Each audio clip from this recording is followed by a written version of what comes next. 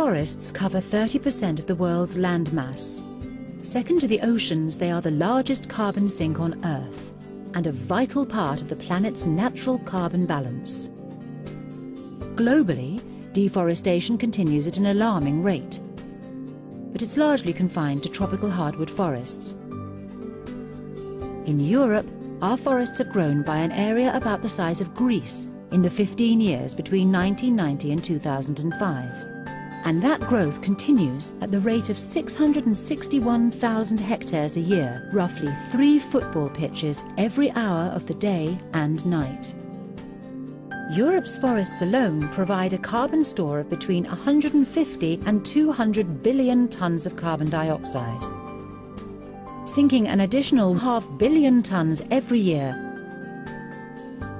And they produce over 90% of all the wood we use in Europe.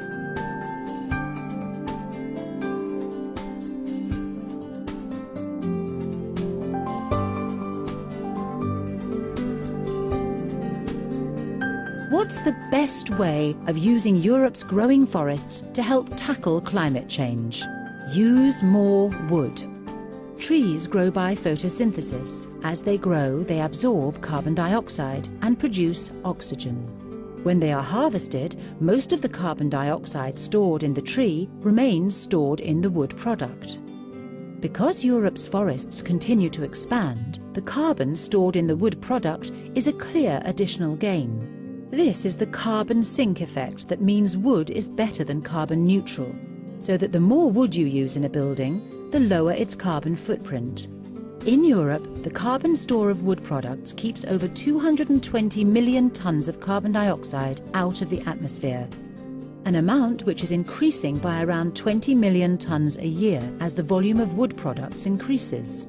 Using more wood also helps increase the carbon sink effect of the forest, because mature trees, which absorb less carbon dioxide, are replaced with vigorous new trees as required by law throughout Europe.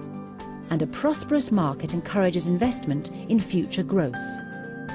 But using wood products has even greater benefits for reducing greenhouse gas emissions in construction.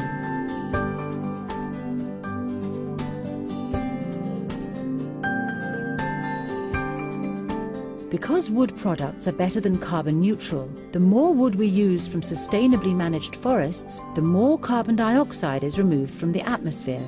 Add to this the savings made by using wood instead of energy-intensive materials like concrete, bricks, steel and aluminium, and wood products can have a really significant effect on greenhouse gas emissions.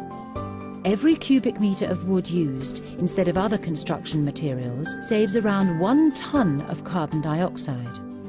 The carbon benefit of wood products can be enhanced by extending the life of the product through good design and regular maintenance, reusing products like pallets, flooring, panelling and beams, recycling, and by using waste and end-of-life wood as a carbon-neutral biomass fuel.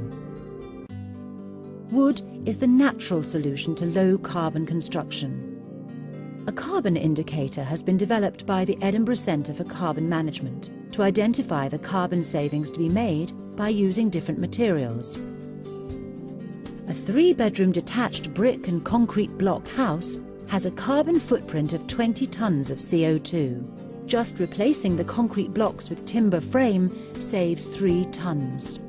Even bigger savings can be made by greater use of wood internally and externally, including floors, windows and timber cladding, up to 86%.